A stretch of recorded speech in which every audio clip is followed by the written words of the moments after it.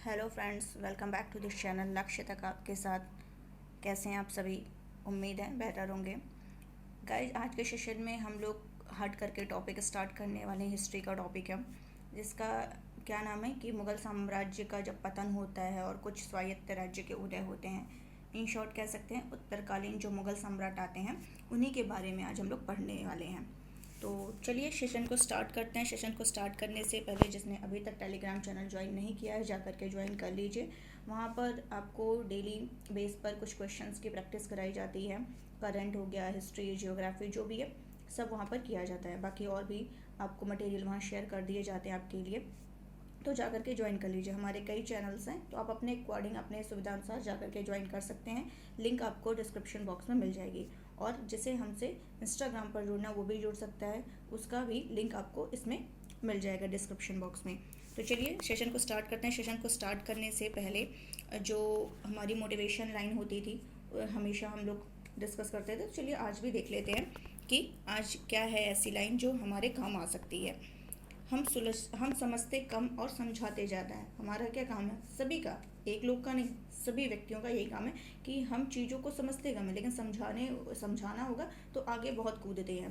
ठीक है, तो इसलिए हम सुलझते कम और उलझते ज़्यादा है। तो अभी हमें क्या करना चाहिए कि दूसरों को समझाने के बजाय हमें खुद को समझना चाहिए, खुद को समझाएं।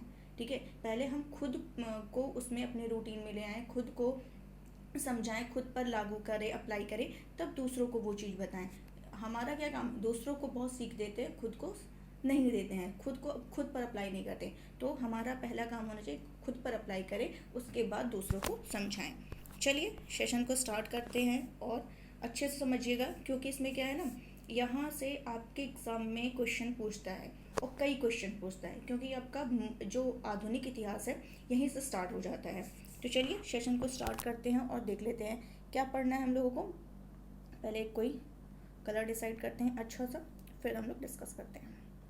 डार्क लेते हैं, ठीक है। पहला यहाँ, तो पहले हम आपको बता दे रहे हैं कुछ शॉर्ट में स्टार्ट करने से पहले क्रम कि क्या हुआ था 1707 में। आप लोग को पता होगा 1707 में यानी 3 मार्च डेट रहता है। 3 मार्च 1707 को क्या होता है? औरंगजेब की डेथ हो जाती है। औरंगजेब की डेथ हो जाती है। थोड़ा सेशन लंबा होगा क्योंकि मैंने इसको पार्ट में नहीं करके एक ही पार्ट में इसको समझाना चाहा है, तो थोड़ा लंबा होगा। बट यहाँ से रिलेटेड आपको मैं सारे पॉइंट डिस्कस कर दूंगी ताकि आपको अदर कोई वीडियो देखना ना पड़े, अदर कोई लेक्चर ना देखना पड़े, और यहीं से आपके सारे क्वेश्चन क्लियर हो जाएंगे, चाहे वो यूपीएससी हो, पीसीएस हो या कोई भी अदर एग्जाम हो। ठीक है, चलिए देख लेते हैं। 3 मार्च 1707 को क्या होता है? औरंगजेब की डेथ होती है। तो औरंगजेब की जब डेथ होती है तो इसी के बाद का जो क्रम स्टार्ट होता है वो क्या कहलाता है? उत्तरकालीन मुगल सम्राट, उत्तरकालीन मुगल काल कहलाता है। ठीक है, तो जब औरंगजेब की जब डेथ होती है तो इसके जो पुत्र थे, इसके कितने पुत्र थे? इसके पुत्र हैं मुअज्जम, एक का नाम है मुअज्जम, एक का नाम है मुहम्मद आजम, और एक का नाम है मुहम्मद काम बख्श, मुहम्मद काम बख्श। तो ये लोग क्या करते हैं उत्तराधिकार के लिए कि हम उत्तराधिकार बनेंगे, हम ये लेंगे, हम पद संभालेंगे। इसके लिए क्या होता है? लड़ाई होने लगती है, क्योंकि पहले के टाइम में यही होता था कि पिता पुत्र को, पुत्र पिता को, ऐसे ही लड़ाई होती रहती थी। तो ये तीनों क्या करते हैं उत्तराधिकार के लिए, इनके बीच युद्ध होता है, जिसमें क्या होता है एक युद्ध का नाम है जाजऊ। जाजऊ में क्या होता है? जाजऊ में 1707 में युद्ध लड़ा जाता है। एक जाजऊ है, वहाँ पर 1707 में युद्ध लड़ा जाता है, जिसमें जो मुअज्जम रहता है, किसका नाम मैंने लिया? मुअज्जम। इसकी सेना क्या करती है? आजम को परास्त करके और क्या करती है? उत्तराधिकार का जो पद है उसको पाने में ये क्या हो जाता है? कामयाब हो जाता है। ठीक है, तो 1707 में मुअज्जम का ही क्या नाम रहता है? मुअज्जम। ये मुअज्जम इसको कहा, जैसे सबका निक नेम होता है वैसे ही मुअज्जम, उसका रियल नाम जो था मुअज्जम था। तो ये बहादुर, ये तो इसकी उपाधि थी। तो बहादुर शाह प्रथम की उपाधि के साथ ये क्या करता है? दिल्ली के तख्त पर बैठ जाता है। तो इतना तो आपको बेसिक क्लियर हो गया होगा कि फर्स्ट जो बहादुर शाह प्रथम रहता है, ये इसका रियल नाम क्या रहता है? मुअज्जम। और ये मुअज्जम रहता है, ये इसी बहादुर शाह प्रथम की उपाधि के साथ ये दिल्ली की गद्दी पर, तख्त पर बैठता है। और इसका जो टाइम पीरियड रहता है वो 1707 से 12 रहता है। ये भी ध्यान रखिएगा, क्योंकि हमें रिलेट करना पड़ेगा, मराठा आएंगे, सब आएंगे, तो सभी से को रिलेट करना पड़ेगा। तो 1707 से 1712 में ये बैठता है। पहला इसके बारे में जो फैक्ट मैं बताने जा रही हूँ इम्पॉर्टेंट है कि इसने जो औरंगजेब था औरंगजेब, मैं लिखूंगी कम बताऊंगी ज़्यादा, ठीक है, क्योंकि टाइम लगेगा। औरंगजेब ने एक जो जजिया कर की वसूली स्टार्ट कर दी थी। और जजिया कर की वसूली किसने बंद किया था? अकबर ने बंद कर दिया था, लेकिन पुनः औरंगजेब ने स्टार्ट कर दिया था जजिया कर, जिसको क्या करता है, बहादुर शाह प्रथम आकर के इस जजिया कर को फिर से बंद करवा देता है। ठीक है, इतना आपको क्लियर हो गया होगा। पहला पॉइंट आपको ध्यान रखना है, जो कि बहुत इंपॉर्टेंट था, मैंने जो पहला पॉइंट बताया। दूसरा पॉइंट आपको ये ध्यान रखना है कि बहुत ज़्यादा इंपॉर्टेंट नहीं है, बट हो सकता है आ जाए, तो आप सुन लीजिए कि क्या होता है। 1711 में एक डच प्रतिनिधि मंडल आता है इसी के दरबार में। कौन आता है? डच प्रतिनिधि मंडल आता है। डच प्रतिनिधि मंडल आता है इसी के दरबार में। और किसके नेतृत्व में आता है वो ध्यान रखना है। जोसुआ नाम रहता है, जोसुआ केटेलार। जोसुआ केटेलार के नेतृत्व में एक डच प्रतिनिधि मंडल आता है। और इसी डच प्रतिनिधि मंडल में एक महिला रहती है, पुर्तगीज महिला रहती है, पुर्तगीज महिला रहती है, महिला जिसका क्या नाम रहता है? जूलियाना। जूलियाना। और इस जूलियाना को इस बहादुर शाह प्रथम ने क्या किया था? बीबी, क्या? बीबी या फिदवा की उपाधि, बीबी या फिदवा की उपाधि इसको दिया गया था। तो ये आपको ध्यान रखना है। और इसने, और ये भी ध्यान रखना, औरंगजेब ने क्या किया था, जो मराठा संभाजी शाहू जिनका नाम था, उनको ये कैद कर लिए थे औरंगजेब। और जब ये औरंगजेब की जब डेथ होती है, बहादुर शाह प्रथम जब शासक बनते हैं, तो ये क्या करते हैं, मराठा शासक संभाजी शाहू को क्या करते हैं, मुगल कैद से रिहा कर लेते हैं। तो ये भी ध्यान रखना है कि कौन रिहा करता है, आते हैं जब औरंगजेब उनको कैद करते हैं, लेकिन कैद से रिहा कौन कराता है? मराठा संभाजी शाहू को, यही बहादुर शाह प्रथम इनको क्या करते हैं, रिहा करा देते हैं। क्लियर? और एक और पॉइंट इनके बारे में आपको ध्यान रखना है कि मुगल राज सिंहासन पर बैठने वाला ये सबसे वृद्ध शासक था। सबसे वृद्ध शासक किस पर बैठने वाला? मुगल राज सिंहासन पर। 65 वर्ष का ये था, 65 वर्ष का। तो ये भी आपको ध्यान रखना है। और इनके बारे में, बहादुर शाह की जब डेथ हुई थी, तो एक उनका क्या नाम था? सिडनी ओवेन, इनको सर सिडनी ओवेन कहा जाता था। इन्होंने बहादुर शाह प्रथम की मृत्यु पर क्या कहा था कि यह अंतिम मुगल सम्राट था जिसके बारे में कुछ अच्छे शब्द कहे जा सकते हैं। ये स्टेटमेंट किसका था? सिडनी ओवेन का था। और एक इतिहासकार है जिनका नाम है खफी खां, खफा हो गए थे, इसको ऐसे याद रखिए, खफा हो गए थे, खफी खां। इन्होंने क्या कहा कि इन्होंने इनके बारे में कहा था, हाँ ये क्वेश्चन पूछता है बहुत इंपॉर्टेंट, ये मतलब अपने राजकाज के कार्य में इतने ज़्यादा लापरवाह रहते थे, कौन? बहादुर शाह प्रथम, कि उन्हें लोग क्या कहते थे, इनके बारे में एक और आता है, शाह ए बेखबर कहा जाता था इनको, शाह ए बेखबर कहा जाता था। क्यों कहा जाता था? क्योंकि ये अपने राज्य के कार्य में क्या होते थे, बहुत ही ज़्यादा लापरवाह थे। तो ये स्टेटमेंट शाह ए बेखबर किसके द्वारा कहा गया? इतिहासकार थे खफी खां। ठीक है, तो ऐसे कहो कि खफा होकर के इन्होंने इसको क्या कह दिया? बेखबर कह दिया, कि शाह बेखबर, की अपने शाही शासन से क्या थे, ये बेखबर रहते थे। तो इनके बारे में जितना भी इंपॉर्टेंट था ये मैंने आपको बता दिया है। चलते हैं, नेक्स्ट आते हैं, बहादुर के बाद आते हैं जहादर शाह, जिसका टाइम पीरियड क्या रहता है? 1712 से 1713। क्या रहता है? 1712 से 1713। तो यहाँ पर जब क्या होता है कि जहादर शाह में आपको ये ध्यान रखना है, जुल्फिकार खां, जब जुल्फिकार खां का नाम आया तो समझ जाइए इन्हीं के समय में ये थे। ठीक है, तो जहादर शाह ने सिंहासन प्राप्त करने के लिए क्या किया था? किसकी हेल्प ली थी? जुल्फिकार खां की हेल्प ली थी। और उसके बाद ये क्या करते हैं, जुल्फिकार खां को जहादर शाह वजीर के पद पर नियुक्त कर देते हैं। किसके पद पर नियुक्त करते हैं? वजीर के पद पर नियुक्त कर देते हैं। एक स्टेटमेंट और इसके लिए आता है, एक लाइन और है जहादर शाह के बारे में, कि इसका जो आचरण था, इसका जो बिहेवियर था वो कैसा था? भ्रष्ट था। ठीक है, अनैतिक था। कैसा था? अनैतिक था। और इस पर क्या था, एक इसकी प्रेमिका थी जिसका क्या नाम था? लाल कुंवर। इसकी प्रेमिका का नाम था लाल कुंवर। इस पर इसका ज़्यादा प्रभाव था।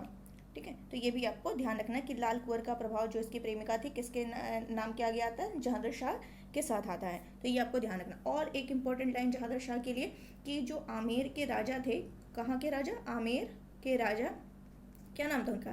सवाई जय सिंह। बहुत इंपॉर्टेंट लाइन बता रही हूँ, सवाई जय सिंह। सवाई, इसको मैं इरेज कर दे रही हूँ, यहाँ लिख दे रही हूँ कि आमेर के राजा जो सवाई जय सिंह थे, इन्होंने जहांगीर शाह ने क्या दिया था? मिर्जा की उपाधि दी थी, मिर्जा की उपाधि दी थी। और मिर्जा की उपाधि के साथ इनको क्या किया? मालवा का सूबेदार भी बना दिया, मालवा का सूबेदार भी बना दिया। तो ध्यान आपको ये रखना कि मिर्जा की उपाधि जहांगीर शाह ने किसको दी थी? तो आमेर के राजा सवाई जय सिंह को दी थी। ये आपको क्लियर हो गया होगा। और जहांगीर शाह के टाइम में एक कहावत थी, एक कहावत बहुत ही ज़्यादा फेमस थी इसके शासन में। क्या थी? कि उल्लू बाज के घोंसले में रहता था। क्या है? उल्लू, वैसे आपको समझ में आ रहा होगा, लिखने की जरूरत नहीं है, आप सुन लीजिए ध्यान से कि जहांगीर के टाइम में एक कहावत फेमस थी। क्या थी? कि उल्लू बाज के घोंसले में रहता था और कोयल का स्थान किसने ले लिया था? कौवे ने ले लिया था। ठीक है, तो ये आपको ध्यान रखना है। अब क्या होता है, अभी एक नाम और मैं आपको एक नाम ले रही हूँ जिसका आपको ध्यान रखना बहुत इंपॉर्टेंट, सैयद बंधु। सैयद बंधु। अब ये सैयद बंधु में अभी मैं बता रही हूँ, ये सैयद बंधु क्यों कहा जाता है, इसमें दो लोग आते हैं, अभी बता दे रही हूँ, क्या बाद में बताऊंगी। कि इसमें एक आते हैं आपके क्या, अब्दुल्ला खां आते हैं, और दूसरा आता है हुसैन अली आता है। एक अब्दुल्ला खां, दूसरा हुसैन अली। तो ये सैयद बंधु क्या करते हैं, ये जहांगीर को सिंहासन से हटा देते। इनको किंग मेकर कहा जाता था। किंग मेकर क्यों कहा जाता था? इनका जब मन करता था राजा बिठा देते थे, जब मन करता था उसको अपदस्थ कर देते थे, इसीलिए इनको किंग मेकर कहा जाता था। ठीक है, तो ये क्या करते हैं सैयद बंधु, क्या करते हैं सैयद बंधु के हेल्प से हेल्प लेते हैं। कौन लेता है? क्योंकि अगला शासक जो आने वाला है वो कौन आता है? फर्रुखशियर आता है। तो फर्रुखशियर क्या करते हैं, इन सैयद बंधुओं के हेल्प से क्या करते हैं, जहांगीर शाह को पद से हटा देते हैं और इनकी हत्या करवा देते हैं, इनको मरवा देते हैं। किसको? जहांगीर शाह को मरवा देते हैं। और जहांगीर शाह को लोग ये भी कहते थे, क्या कहते थे? लंपट मूर्ख भी कहते थे। क्या कहते थे? लंपट मूर्ख कहते थे। तो ये भी आपको ध्यान रखना है। और मैंने बताया था कि अनैतिक इसका आचरण था, भ्रष्ट आचरण था, और इसकी जो प्रेमिका थी लाल कुंवर, इस पर इसका प्रभाव था। तो इस कारण इसको क्या कहा जाता था? लंपट मूर्ख कहा जाता था, राजकाज में ध्यान नहीं देता था। चलते हैं नेक्स्ट क्वेश्चन। नेक्स्ट जो मुगल सम्राट हैं जिनका नाम है क्या नाम है? फर्रुखशियर। इनका टाइम पीरियड रहता 1713 से 1719। क्लियर? तो अभी मैंने सैयद बंधु का नाम लिया था, जिसका क्या नाम बताया था मैंने? अब्दुल्ला खां और एक हुसैन अली। अब अभी जब मैंने बताया कि फर्रुखशियर ने इन दोनों की हेल्प ली, अब हेल्प ली तो ऑब्वियस सी बात है कुछ तो आपको देना पड़ेगा। अगर कोई मेरी मदद कर रहा है तो हमें उसे थैंक्स तो हम बोलते हैं। और उस टाइम क्या था, उन्हें कोई ना कोई पोस्ट दिया जाता था। तो इसने क्या किया, अब्दुल्ला खां को उस साम्राज्य का वजीर बना दिया, वजीर के पद पर बिठा दिया, और हुसैन अली को मीरबख्शी पद दे दिया। ठीक है, ये आपको ध्यान रखना है। और ये जो अभी सैयद बंधु मैंने नाम लिया है, पहले सैयद बंधु के बारे में बता दूं, फिर इनको फर्रुखशियर के बारे में चलते हैं। सैयद बंधु जो थे, इनको किंग मेकर कहा जाता था। बहुत इंपॉर्टेंट है, पूछता है किंग मेकर की उपाधि किसे दी गई थी? इन्हीं दोनों को दी गई थी, अब्दुल्ला खां और हुसैन अली को। ठीक है, और सैयद बंधु का काल जो है 1713 से 1720 तक कही जाती है। 1713 से 1720 तक इनका सैयद बंधु युग कहा जाता था। सैयद बंधु युग 1713 से 1720 कहा जाता है। और इसी काल में ये फर्रुखशियर, रफ़ी उद्दरजात, ये अभी आगे आएगा, मैंने लिख दिया है, रफ़ी उद्दौला, ठीक है, और मोहम्मद शाह को ये क्या करते हैं, इसीलिए कहा जाता है कि सैयद बंधु युग इसीलिए कहा जाता है क्योंकि इसी काल में फर्रुखशियर, रफ़ी उद्दरजात, रफ़ी उद्दौला, मोहम्मद शाह को ये क्या करता है, सम्राट बनाते। तभी तो कहा जाए गया किंग मेकर इनको कहा गया कि बिठाते थे हटाते थे, बिठाते थे हटाते थे। ठीक है, तो ये आपको ध्यान रखना है। आगे चलते हैं, फर्रुखशियर हम पढ़ रहे थे कि फर्रुखशियर के बारे में मैंने बता दिया। और फर्रुखशियर की हत्या, और वैसे ये दोनों इंपॉर्टेंट नहीं है, मैं आपको ये दोनों जो इसके बाद बता रही हूँ, रफ़ी उद्दरजात और रफ़ी उद्दौला, ये बहुत ज़्यादा इंपॉर्टेंट नहीं है। बस आपको ये ध्यान रखना है कि फर्रुखशियर के डेथ और इसके बाद जो आते हैं, कौन आते हैं? मोहम्मद शाह। ठीक है, मोहम्मद शाह आते हैं। तो इन दोनों के बीच जो मुगल बादशाह इन्होंने बनाया था, किसने? सैयद बंधु ने इनको। ठीक है, तो इन दोनों को मुगल बादशाह बनाते हैं इनकी मौत के बाद, और मोहम्मद शाह रंगीला के सम्राट बनने से पहले इन दोनों को बनाते हैं। तो ये बहुत ज़्यादा इंपॉर्टेंट नहीं है, लेकिन फिर भी डिस्कस तो करना है कि इन दोनों के बीच थोड़े थोड़े टाइम के लिए ये लोग आते हैं। ठीक है, तो ये आपको ध्यान रखना है। चलते हैं, फर्रुखशियर पढ़ रहे थे हम लोग। फर्रुखशियर क्या करते हैं, इनके टाइम में एक आता है जिसका नाम रहता है निजाम मुल्क। निजाम मुल्क ये कौन रहते हैं? निजाम मुल्क जो है तुरानी गुट के सदस्य रहते हैं, तुरानी गुट का ये सदस्य रहता है। ठीक है, निजाम मुल्क को एक और नाम से जानते हैं, चिन किलिच खां। चिन किलिच खां, चिन किलिच खां, निजाम मुल्क या चिन किलिच खां। तो ये तुरानी गुट का सदस्य रहता है। इसको फर्रुखशियर क्या करता है, जो 6 मुगल सूबे रहते हैं उनके सूबेदारी इसको दे देता है और ये अपना औरंगाबाद को अपना मुख्यालय बनाता है। ठीक है, ये आपको ध्यान रखना है, निजाम मुल्क को ये इनके टाइम में आते हैं। इसके बारे में और एक फैक्ट ध्यान रखना आपको कि ये कैसा था, दुर्बल था, कायर था, और इसी दुर्बल कायर होने की वजह से इसको क्या कहा जाता था, घृणित कायर कहा जाता। तो ये क्वेश्चन पूछता है घृणित कायर की किसे कहा जाता था, तो इसी को कहा जाता था, फर्रुखशियर को कहा जाता था। ठीक है, और क्या होता है, फर्रुखशियर ने जुल्फिकार का नाम कहाँ मैंने लिया था, जहांगीर शाह के टाइम में लिया था। तो ये फर्रुखशियर क्या करता है, जुल्फिकार को मरवा देता है, इसकी हत्या करवा देता है। ठीक है, अब क्या होता है, जो सैयद बंधु की इसने हेल्प की, सैयद बंधुओं ने फर्रुखशियर की हेल्प की थी, किसको हटाने के लिए, जहांगीर को हटाने के लिए। ठीक है, अब फर्रुखशियर क्या करता है, सैयद बंधुओं का प्रभाव ज़्यादा होने लगा था। ठीक है, तो उसके विरुद्ध ये क्या करता है, फर्रुखशियर षड्यंत्र रचने लगता है। तो षड्यंत्र रचने तो लगता है, लेकिन क्या होता है, सैयद बंधुओं को पता चल जाता है। अब सैयद बंधु को जब पता चल जाता है कि फर्रुखशियर मेरे साथ षड्यंत्र रच रहा है, तो ये क्या करता है, सैयद बंधु उनकी हेल्प लेता है। किसकी, मराठा पेशवा जो रहते हैं उनका नाम था बालाजी विश्वनाथ, और मारवाड़ के रहते हैं अजीत सिंह। तो इन सभी की हेल्प से ये क्या करता है, फर्रुखशियर को 19 जून 1719 को पद से हटा करके इनकी हत्या करवा देता है। ठीक है, अब जब इनकी हत्या करवा देता है, इसके बीच में ये दो आते हैं, रफ़ी-उद-दर्जात और रफ़ी-उद-दौला। तो इसमें इसलिए मैं इसको बहुत ज़्यादा नहीं बताऊंगी क्योंकि बहुत इंपॉर्टेंट नहीं है, बस इसमें मैं एक बताने वाली हूँ आपको, रफ़ी-उद-दौला और रफ़ी दोनों बताएंगे कि रफ़ी-उद-दौला जो है इनको किस नाम से, कौन सी उपाधि दी गई थी, शाहजहाँ द्वितीय। तो ये आपको ध्यान रखना, शाहजहाँ द्वितीय ये नाम से कौन फेमस थे, रफ़ी-उद-दौला। ठीक है, तो ये आपको ध्यान रखना है। और रफ़ी-उद-दर्जात के बारे में ये आपको बताएंगे कि सबसे कम समय तक जो मुग़ल शासक बना था, सबसे कम समय तक मुग़ल शासक रफ़ी-उद-दर्जात था। रफ़ी-उद-दर्जात जो है सबसे कम समय तक मुग़ल शासक बना था, और रफ़ी-उद-दौला शाहजहाँ द्वितीय के नाम से फेमस थे। तो ये आपको क्लियर हो गया होगा। अब हम लोग चलते हैं नेक्स्ट पॉइंट पर, जिसका नाम है मोहम्मद शाह रंगीला। ये भी बहुत इंपॉर्टेंट है, क्वेश्चन यहाँ से भी पूछता है बहुत ज़्यादा। तो इसका जो टाइम पीरियड रहता है 1748 रहता है। तो ये क्या करता है, सैयद बंधु के हेल्प से मोहम्मद शाह रंगीला भी क्या करता है, इस पर क्या करता है, मुगल राज सिंहासन पर बैठता है। क्लियर। अब इसमें क्या है, आप ये ध्यान रखिए कि जो निजाम मुल्क था, निजाम मुल्क अभी मैंने नाम लिया था ना फर्रुखशियर के टाइम में, जिसमें उन्होंने क्या किया था, दक्कन के जो 6 मुगल सूबे थे उनको सूबेदारी दे दी गई थी। किसने दिया था, फर्रुखशियर ने दिया था। तो अब ये जो निजाम मुल्क था मोहम्मद शाह के टाइम में, सैयद बंधु जो थे, पहले सैयद बंधु देखते हैं। सैयद बंधु के खिलाफ क्या होता है, षड्यंत्र रचने लगता है। कौन, मोहम्मद शाह रंगीला। जैसे वहाँ फर्रुखशियर ने षड्यंत्र रचा था, लेकिन अब वो पकड़ा गया था तो उसकी हत्या करवा दी गई। अब मोहम्मद शाह रंगीला ने भी क्या किया, इसके खिलाफ षड्यंत्र रचने लगा। वो भी किसके हेल्प से, निजाम मुल्क के सहयोग से रचने लगता है षड्यंत्र।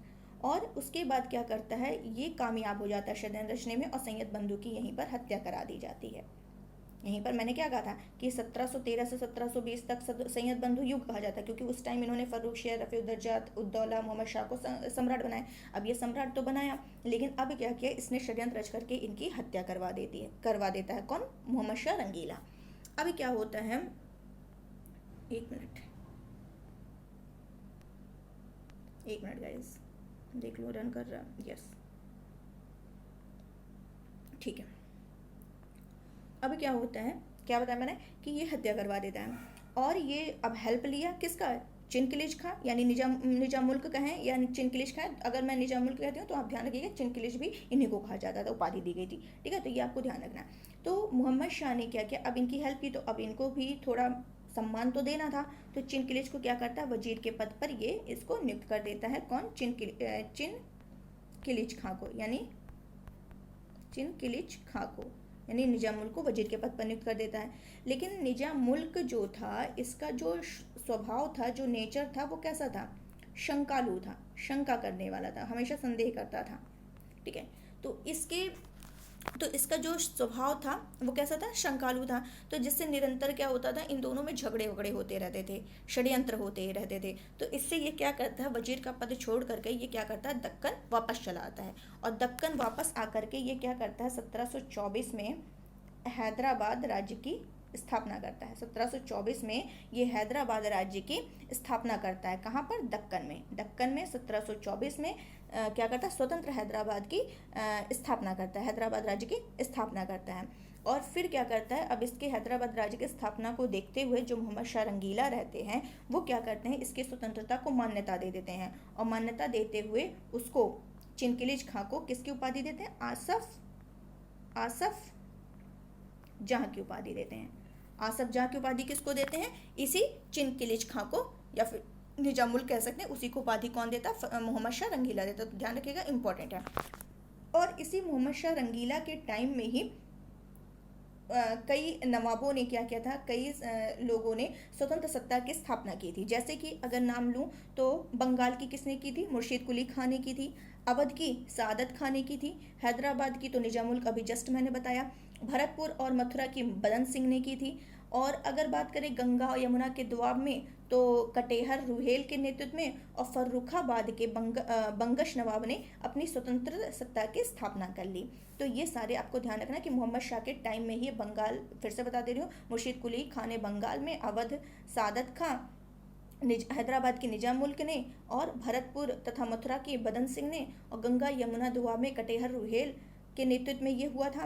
और फर्रुखाबाद के बंगश नवाबों ने क्या किया, अपना स्वतंत्र सत्ता स्थापित कर लिया। तो ये भी आपको ध्यान रखना है। और मोहम्मद शाह ने क्या किया था, हाँ बहुत ही इंपॉर्टेंट लाइन, ये जो लास्ट लाइन बताने जा रही हूँ बहुत इंपॉर्टेंट है, कि 1720 में इसने क्या किया, जजिया कर को अंतिम रूप से, तो पूछता है कि जजिया कर को अंतिम रूप से प्रतिबंधित किसने किया था, तो इसी ने किया था, मोहम्मद शाह रंगीला ने जजिया कर को अंतिम रूप से क्या कर दिया, प्रतिबंधित कर दिया। तो ये भी आपको ध्यान रखना है।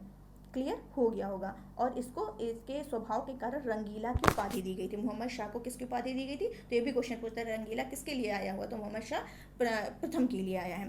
तो ये भी आपको क्लियर करना है, मोहम्मद शाह को क्या किया गया था, रंगीला की उपाधि दी गई थी। चलते हैं नेक्स्ट सम्राट की तरफ, मुगल सम्राट जिसका नाम है अहमद शाह।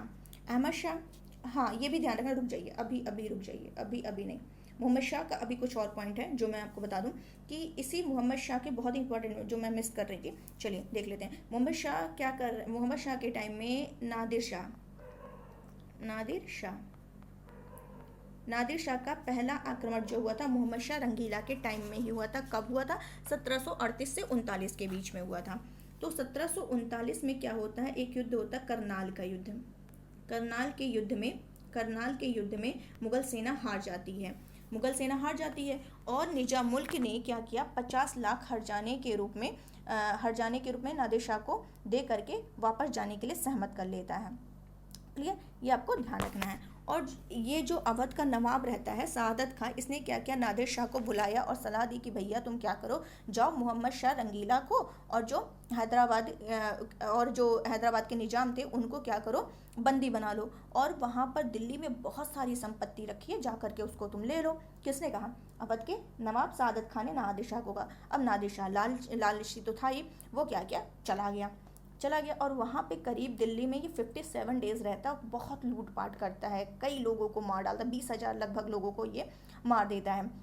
और राज सिंहासन, और जो मुगल राज सिंहासन जो शाहजहाँ के द्वारा निर्मित था, तख्ते ताउस, इंपॉर्टेंट है, तख्ते ताउस किसने ले आया था, कौन ले आया था, तो यही नादिर शाह उठा लाया था, तख्ते ताउस। तो इस तख्ते ताउस जो कि किसके द्वारा निर्मित था, ये भी पूछता है किसके द्वारा निर्मित था तख्ते ताउस, तो शाहजहाँ के द्वारा निर्मित था। तो इस तख्ते ताउस और इस मुगल ताज में एक बहुत ही मतलब क्या कहते हैं, महंगा हीरा लगा था, सर्वाधिक महंगा हीरा था, जिसका नाम था कोहिनूर। तो उसमें जो कोहिनूर और ये तख्ते ताउस उठा करके ये क्या करता है, अपने साथ नादिर शाह ले आता है वहाँ पर लूटपाट करके। क्लियर हो गया होगा। अब फिर क्या होता है, नादिर शाह का जो उत्तराधिकारी रहता है अहमद शाह अब्दाली, वो भी क्या करता है 1748 में भारत पर आक्रमण कर देता है। पहले तो नादिर शाह करता है 1739 में, उसके बाद 1748 में ये भी आक्रमण कर देता है, क्योंकि इसका टाइम क्या है 1719 से 48, तो 48 में भी ये अहमद शाह अब्दाली आक्रमण कर देता है। और जो सादत खां था जो उसने भेजा था किसको, नादिर शाह को सलाह दी थी कि जा करके वहाँ लूटपाट करो, तो उसी नवाब से नादिर शाह ने क्या किया 20 करोड़ रुपए मांगा, लेकिन सादत खां ने नहीं दे पाया तो क्या करता है विष लेकर के विष खा करके आत्महत्या कर लेता है। ठीक है, ये भी आपको ध्यान रखना है। और जो इसका नादिर शाह का जो उत्तराधिकारी था अहमद शाह अब्दाली को एक उपाधि दी गई थी, क्या, दुर्रे दुरानी, ये भी ध्यान रखना। दुर्रानी किसको कहा जाता है, दुर्रे दुरानी का मतलब होता है युग का मोती। युग का मोती किसे कहा गया, इसी को अहमद शाह अब्दाली को कहा गया, तो ये भी आपको ध्यान रखना है। और वही मैंने बताया कि मोहम्मद शाह हमेशा क्या करता था, अपना बहुत टाइम जो होता था वो हरम में बिताता था। हरम जहाँ पे लोग निवास, वहाँ पे जो जहाँ रहते हैं सारे, ठीक है, उसको हरम कहते थे, तो वहाँ पर इसका विलासी आचरण था, तो उसी के कारण इसको रंगीला कहा जाता था। फिर क्या होता है 1748 में मोहम्मद शाह की डेथ हो जाती है और अगला मुगल बादशाह कौन बन जाता है, अहमद शाह बन जाता है। तो चलते हैं अहमद शाह के बारे में पढ़ लेते हैं। अहमद शाह का जो टाइम पीरियड रहता है 1748 से 1754 रहता है। और इस टाइम में अहमद शाह के टाइम में जो उसका क्या नाम था, नादिर शाह का जो उत्तराधिकारी था अब्दाली, वो टोटल अब्दाली ये कुल अहमद शाह के टाइम में 5 बार आक्रमण करता है, 5 बार, 1748 से 1754 के बीच में 5 बार आक्रमण करता है, तो ये भी आपको ध्यान रखना है। और अहमद शाह के बारे में अगर बताऊं, बहुत ज़्यादा इंपॉर्टेंट नहीं है, मतलब और ज़्यादा इंपॉर्टेंट नहीं, जो इंपॉर्टेंट बस उतना ही मैं बताने वाली हूँ, बहुत फालतू का माइंड में मत स्टोर करिए, उतना जितना एग्जाम में पूछा जाता है बस उतना ही हम लोगों को बताना है, ठीक है। तो ये हो गया। और ये अहमद शाह के टाइम में क्या होता है, एक नाम आता है, आप वो नाम याद रख लीजिए, मैं बता दे रही हूँ, राजमाता ऊधम बाई, ठीक है, ये आपको ध्यान रखना है, राजमाता ऊधम बाई। तो अहमद शाह के टाइम में जो प्रशासनिक कार्य थे साम्राज्य का, तो उसमें राजमाता ऊधम बाई का बहुत ही ज़्यादा हस्तक्षेप था, और जिसे इनको क्या उपाधि दी गई थी राजमाता ऊधम बाई को, किबला ए आलम। ये पूछता है किबला ए आलम की उपाधि किसे दी गई थी, किबला ए आलम, ठीक है। तो ये किसके शासन में नाम आता है, अहमद शाह के टाइम में, तो ये भी आपको ध्यान रखना है। चलते हैं अपने नेक्स्ट सम्राट की तरफ, जिसका नाम है आलमगीर द्वितीय। आलमगीर द्वितीय को और किस नाम से जाना जाता है, अजीजुद्दीन, तो ये भी आपको ध्यान रखना है, अजीजुद्दीन इनको कहा जाता है। और इनका टाइम पीरियड था 1754 से 1759, इसमें बहुत ज़्यादा इंपॉर्टेंट है, बस ये ध्यान रखिएगा, आलमगीर द्वितीय के टाइम में ही क्या हुआ था, प्लासी का युद्ध हुआ था, प्लासी का युद्ध इन्हीं आलमगीर द्वितीय यानी अजीजुद्दीन के टाइम में हुआ था। उसके बाद क्या होता, आलमगीर द्वितीय के बाद कौन ये देख लेते हैं थोड़ा सा, शाहजहां द्वितीय, मैंने बताया ही था, शाहजहां द्वितीय मैंने किसको बताया था कि किसकी उपाधि दी गई थी शाहजहां द्वितीय की, तो रफ़ीउद्दौला को दी गई थी। अब शाहजहां तृतीय आते हैं, तो शाहजहां तृतीय बहुत ज़्यादा इंपॉर्टेंट नहीं है, बस आप इतना ध्यान रख लीजिए कि क्या होता है कि जब आलमगीर द्वितीय के बाद कौन होता है, बट ये, हाँ एक मिनट रुक जाइए, ये जो आलमगीर द्वितीय है, एक मिनट इसमें कुछ और बता रही हूँ। ये आलमगीर जो द्वितीय था, इसके बाद क्या होता है, 2 अलग अलग स्थानों पर 2 बादशाह बनते हैं। एक पटना में शाहजहां तृतीय, जो मैंने बताया कि ये भी था कुछ समय के लिए, तो शाहजहां तृतीय कहाँ, पटना में अपने को सुल्तान घोषित कर लेता है। और एक जो थे शाह आलम द्वितीय, जिनका क्या नाम था, रियल नाम था अली गौहर, इनको तो उपाधि शाह आलम द्वितीय की दी गई थी, लेकिन अली गौहर नाम था इनका, तो ये बनते हैं, ठीक है। तो ये ध्यान रखना कि जब इनके बाद कौन आता है, ये आते हैं, ये 2 जगह सुल्तान बनते हैं, एक पटना में ये अपने को सुल्तान घोषित कर लेते हैं, और बाकी दिल्ली में तो यही रहते हैं। तो चलिए अब हम लोग पढ़ते हैं शाह आलम द्वितीय। शाह आलम द्वितीय का जो टाइम रहता है 1759 से 1806 रहता है, ठीक है। वो शाहजहां तृतीय बहुत ज़्यादा इंपॉर्टेंट नहीं, बस इतना ध्यान रखें, पटना में इन्होंने अपने को सुल्तान घोषित कर लिया था, ठीक है। तो शाह आलम द्वितीय हम लोग पढ़ने वाले। शाह आलम द्वितीय का ये ध्यान रखना है आपको कि ये पूछना अली गौहर किसका नाम था, तो अली गौहर जो थे वो कौन थे, यही थे, शाह आलम द्वितीय थे। और इसमें ये ध्यान रखना है कि शाह आलम द्वितीय के टाइम में ही पानीपत का तृतीय युद्ध हुआ था, पानीपत का तीसरा युद्ध इन्हीं के टाइम में हुआ था, और बक्सर का युद्ध हुआ था, बक्सर युद्ध भी इन्हीं के टाइम में हुआ था, क्लियर। चलिए और देख लेते हैं शाह आलम द्वितीय के बारे में। शाह आलम द्वितीय जो है, ये जो बक्सर का युद्ध मैंने बताया, ये तो अंग्रेजों के विरुद्ध लड़ा गया निर्णायक युद्ध के नाम से जाना जाता है। बक्सर का युद्ध कब लड़ा गया था? 1764 में लड़ा गया था। तो इस बक्सर के युद्ध में जो बंगाल के जो नवाब थे, जिसको अपदस्थ कर दिया गया था, हटा दिया गया था पद से। अपदस्थ का मतलब पद से हटा देना, ठीक है। तो बंगाल के जो नवाब थे अपदस्थ, मीर कासिम का इन्होंने साथ दिया था, शाह आलम द्वितीय ने, ठीक है। और इस युद्ध में क्या हुआ था? कासिम की ओर से अवध के नवाब शुजा-उद-दौला ने भी हिस्सा लिया था। तो बक्सर के युद्ध में किसने किसने हिस्सा लिया था? शाह आलम द्वितीय, मीर कासिम, अवध के नवाब जो थे बंगाल के नवाब थे मीर कासिम, और अवध के जो थे नवाब शुजा-उद-दौला ने क्या किया था? हिस्सा लिया था। तो ये क्या होता है? बक्सर के युद्ध में जब ये अंग्रेजों से हार जाते हैं तो शाह आलम द्वितीय को क्या किया जाता है? 1765 में ईस्ट इंडिया कंपनी से क्या करना पड़ता है? इलाहाबाद की संधि करनी पड़ती है। बक्सर के युद्ध में जब हार जाते हैं तो इनको क्या करनी पड़ती है? इलाहाबाद की संधि करनी पड़ती है। 1765 में संधि करनी पड़ती है। और उसके बाद क्या होता है? इलाहाबाद में ये कई सालों तक अंग्रेजों का पेंशन याफ्ता बनकर इनको रहना पड़ता है। क्या बनकर रहना पड़ता है? पेंशन याफ्ता बनकर रहना पड़ता। तो ये पूछता है कि अंग्रेजों का पेंशन याफ्ता बनकर के कौन रहा था? तो यही शाह आलम द्वितीय रहे थे। तो ये भी आपको ध्यान रखना है। और ये पूछता है कि यह पहला मुगल बादशाह था जो अंग्रेजों का पेंशनर बना था। अंग्रेजों का पेंशनर कौन बना था? ऐसा कौन सा पहला मुगल बादशाह था? तो यही शाह आलम द्वितीय था। ये आपको ध्यान रखना है। और एक पॉइंट बताने जा रही हूँ जो कि इंपॉर्टेंट है आपके लिए, कि 1806 में ये शाह आलम द्वितीय और उस टाइम लॉर्ड वेलेजली थे। एक मिनट, लॉर्ड वेलेजली और शाह आलम द्वितीय के द्वारा हस्ताक्षर से युक्त एक रुपए का प्रचलन किया गया। तो भारत की प्रथम मुद्रा के रूप में जो रुपए का प्रचलन किया गया था वो किसके हस्ताक्षर से युक्त था? शाह आलम द्वितीय और वेलेजली के द्वारा 1806 में। तो ये भी आपको ध्यान रखना है। शाह आलम द्वितीय के बाद दिल्ली पर क्या होता है? 1803 में शाह आलम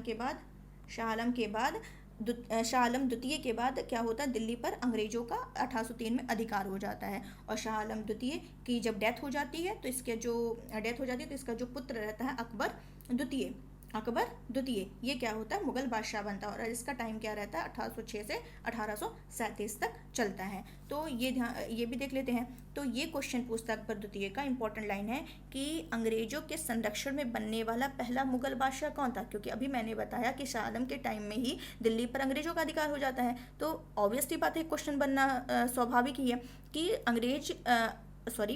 अंग्रेजों के संरक्षण में बनने वाला पहला मुगल बादशाह कौन था? तो अब तो बचा यही अकबर द्वितीय। तो पहला तो यही होगा। तो ये क्या हो जाएगा? अकबर द्वितीय आंसर हो जाएगा। और इसके समय में बादशाहत मात्र लाल किले तक सिमटकर रह गई थी। इसकी जो बादशाहत थी, ये जो बादशाहत थी, इसका जो मतलब एरिया था वो केवल लाल किले तक ही सिमट कर रह गई थी। बाकी तो अंग्रेजों का पूरा एकदम अधिकार कर लिए थे अंग्रेजों, ठीक है। तो ये आपको ध्यान रखना है। तो अकबर द्वितीय जो था अंग्रेजों के संरक्षण में शासक बनने वाला हिंदुस्तान का पहला मुगल शासक था। तो ये आपको ध्यान रखना है। हिंदुस्तान का पहला मुगल बादशाह कौन था? अंग्रेजों के संरक्षण में अकबर द्वितीय था।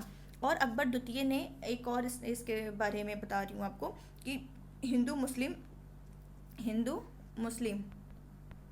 एकता का प्रतीक एक त्यौहार था, उसकी शुरुआत की थी। हिंदू मुस्लिम एकता का प्रतीक एक त्यौहार था, उसकी शुरुआत की थी। उसका क्या नाम था? त्यौहार का फूलों वालों की सैर इस त्यौहार की शुरुआत की थी, जो हिंदू मुस्लिम एकता का प्रतीक था। कहाँ शुरुआत की थी? वहीं पर दिल्ली में ही की थी, ठीक है। तो ये आपको ध्यान रखना। और एक और इम्पॉर्टेंट इसके लिए है कि अकबर द्वितीय ने इसने क्या किया था? अकबर द्वितीय के लिए एक और इम्पॉर्टेंट लाइन है जो एग्जाम में कई बार पूछा गया है कि जो उनका नाम राम मोहन राय था, राजा नहीं पहले नाम था, राजा राम मोहन राय जिसको हम लोग जानते हैं, तो राम मोहन राय था। इनको राजा की उपाधि जो थी ये अकबर द्वितीय ने ही दी थी, ठीक है। तो ये आपको ध्यान रखना है। चलते हैं, नेक्स्ट एंड लास्ट है बहादुर शाह द्वितीय। बहादुर शाह द्वितीय का टाइम रहता है 1837 से 1857। तो जब 1837 में अकबर द्वितीय की जब डेथ हो जाती है तो बहादुर शाह द्वितीय अंतिम मुगल सम्राट, ये बहादुर शाह जो था ये अंतिम मुगल सम्राट होता है। और बहादुर शाह द्वितीय जो थे ये ध्यान रखना है, इस जफर उपनाम से क्या करते थे? शायरी लिखा करते थे। उपनाम से ये क्या करते थे? शायरी लिखा करते थे। तो ये भी आपको ध्यान रखना है। फिर क्या होता है? ये क्या करते हैं? विद्रोहियों का साथ देते हैं। 1857 का जो विद्रोह हुआ था उसमें इन्होंने विद्रोहियों का साथ दिया था, इसीलिए इनको अंग्रेजों ने क्या किया था? दिल्ली में दिल्ली में हुमायूं के मकबरे से इनको गिरफ्तार कर लेते हैं और इनको रंगून निर्वासित कर देते हैं। और 1862 में क्या होता है, बहादुर शाह द्वितीय की क्या होती है, डेथ हो जाती है। तो मैंने जितना भी इम्पोर्टेंट था आपके एग्ज़ाम के लिए सारे मैंने आपको 1 बाय 1 लाइन समझा दिया है, बता दिया है। इसको आप 2 बार लिख लीजिए, कम से कम 2 बार लिख लीजिएगा, फिर देखिएगा आपके माइंड में ये स्टोर हो जाएगा, सारा सेव हो जाएगा। ठीक है, तो उम्मीद है आपको ये सेशन बहुत ही अच्छे से समझ में आया होगा। अगर समझ में आया हो तो आगे इसी तरीके का आपको लेक्चर अगर हिस्ट्री के चाहिए तो प्लीज़ इसको लाइक करिए, शेयर करिए और सब्सक्राइब करना बिल्कुल ना भूलिए, जो भी न्यू व्यूवर्स इसको देख रहे हैं। तो आगे अगर आपको पसंद आएगा लेक्चर, आप जैसा भी फीडबैक देंगे तो हम आगे इसको कंटिन्यू करेंगे। उसके बाद हम क्या करेंगे, और भी जो भी अवध, मराठा ये सब आएंगे, सब मैं आपको बताऊंगी, लेकिन पहले आपको बताना पड़ेगा कि ये लेक्चर आपको कैसा लगा। तो उम्मीद है सेशन आपको समझ में आया होगा, बहुत ही इजी लैंग्वेज में समझाने की कोशिश की है। वैसे हिस्ट्री ऐसी चीज़ें भूल जाती है, लेकिन आप एक कहानी की तरह इसको समझेंगे तो याद रहेगा। तो चलिए आज के लिए बस इतना ही, बाकी कल फिर मिलते हैं, देखते हैं कौन सा लेक्चर आपको अच्छा लगता है। तो चलिए आज के लिए बस इतना ही, थैंक यू सो मच।